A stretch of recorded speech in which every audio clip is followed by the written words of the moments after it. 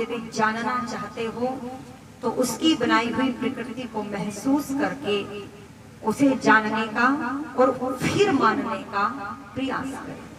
संभवतः निश्चित रूप से फिर भटकने की आवश्यकता नहीं होगी। बाबूजी का बहुत बहुत धन्यवाद, आप 100 रुपए देकर के सम्मान कर रहे हैं। लेकिन आप सभी जानते हैं, मानव ने जब ईश्वर की सत्ता को नकार दिया, उसकी व्यवस्था को नकारा, वेद कहता है कि जैसा व्यक्ति कर्म करता है उसको वैसा ही बोलो फल भुगतना पड़ता है। पर मनुष्य ने उपाय निकाला और कहा जैसा कर्म करना है करो और जाकर के हरिद्वार की गंगा में स्नान करो और बोलो पाप के फल को समाप्त करो। बहुत बहुत धन्यवाद बाबूजी का 100 रुपए देकर के सम्मान करते हैं। अच्छा, ईमानदारी से बताओ, यदि छूट मिलने लगे तो फिर कोई पुरुषार्थ करना चाहेगा? नहीं बेटा, नहीं करेंगे ना। पुरुषार्थ कब करते हैं? जब छूट की कोई उम्मीद ना हो। पर यहाँ कर्म फल व्यवस्था को नकार करके लोगों ने कहा जैसा करो, कुछ भी करो, कुछ भी खाते पीते रहो, स्नान करो, पाप का फल समाप्त होगा। और एक ने कह दिया स्नान करने की भी जरूरत नहीं, दूर से ही बस हर हर गंगे नमामि गंगे गाओ और बोलो पाप का फल मिटाओ।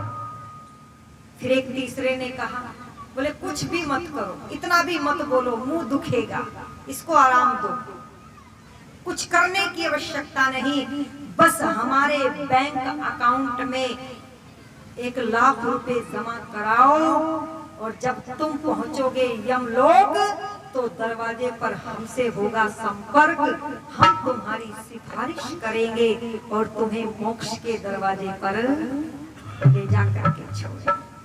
ऐसे भी तो है। मैं निवेदन कर दूं आपके समक्ष, यदि वास्तव में सुख, शांति, संतुष्टि और आनंद चाहते हो तो उसकी बनाई हुई व्यवस्था के अनुसार जीवन का यापन करें। जब हम बाजार में जाते हैं और सामने एक दुकान पर लिखा है सावधान आप कैमरे की नजर में हैं, अच्छा चौकन्ने हो जाते हैं या नहीं? कोई चोरी करने थोड़े ही गए थे, हम तो सामान खरीदने गए थे, फिर भी चौकन्ने हो गए। अपने आप को देखा, ठीक तो दिख रहे हैं ना? देखो इतने सभ्य बनकर के खड़े होते हैं मानो आज हमसे अधिक सभ्य कोई दूसरा नहीं। ईमानदारी से बताओ, उसका कैमरा प्रति क्षण हमारे साथ रहता है, क्या इतनी सभ्यता तब भी रहती है अंदर? नहीं रहती। क्यों? क्योंकि हमने ईश्वर को माना एक स्थान पर, उसे मंदिर में बिठाया और फिर बाहर से ताला लगाया और सुबह 5 बजे उससे मिलने गए और कह दिया भगवान तुम यहीं पर बैठे रहना, मैं शाम को आकर के तुमसे मिलूंगा और दिन में मैं जाता हूँ अपने काम पर। और दिन में फिर काम पर गया और फिर काम पर जाकर के क्या किया? बोलो, कर्तव्य का पालन नहीं किया, नहीं किया। कहीं नीचे से रिश्वत, कहीं ऊपर से रिश्वत। बोले काम तो हो जाएगा पर कुछ थोड़ा सा ऊपर से लगेगा। मैं निवेदन कर दूं, यदि परमात्मा के कैमरे को हर पल याद किया होता तो निश्चित रूप से कभी दुखों का सामना नहीं करना पड़ता। अरे कितना दयालु है, कितना न्यायकारी है। मनुष्य का शरीर बनाने के बाद भी हमें अकेला नहीं छोड़ा। जब हम कोई बुरा कर्म करने के लिए चलते हैं तो ईश्वर हमारे साथ भय, शंका, लज्जा देकर के हमें संकेत देता है। दुनिया के लोगों बस भजन सुनाने का प्रयास करती हूँ, फिर लंबी वार्ता हो जाती है। कल 2 ही भजन हो पाए थे, है ना? निवेदन करते हुए चलो, परमात्मा को मैंने कहा मानने वालों की संख्या 98%, जानने वालों की 2, पर मृत्यु को जानने वालों की संख्या 98% और मानने वालों की 2%। मानते नहीं।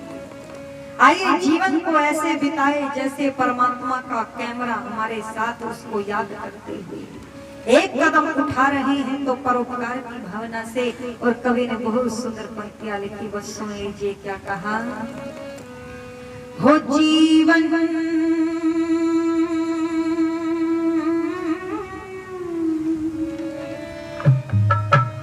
बीते रहा पल पल, ये मत सोचना कल से करूंगा, आज से ही प्रारंभ करते। हो जीवन बीते रहा पल पल, जीवन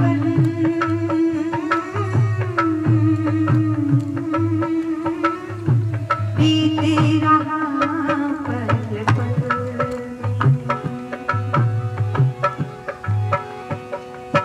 किसको पता है कौन जगेगा, किसको पता है कौन जगेगा, आने वाले कल में जीवन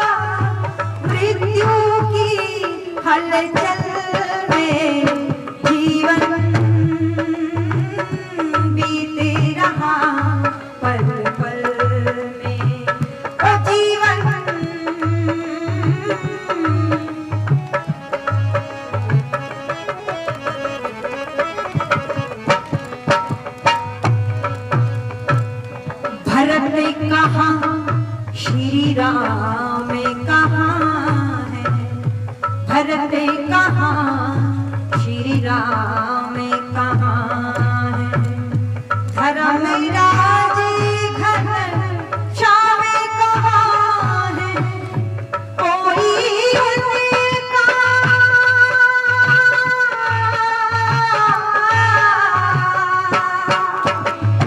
कोई उनका पता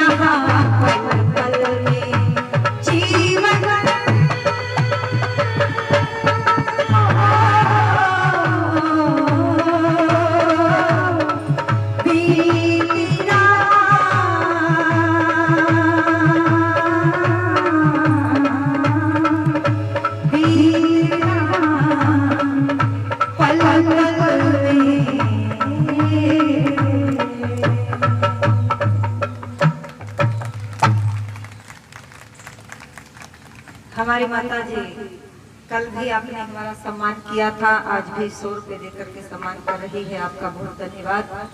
बाबूजी भी 100 रुपए देकर के सम्मान करके गए, आपका भी बहुत बहुत धन्यवाद। जीवन बीत रहा पल पल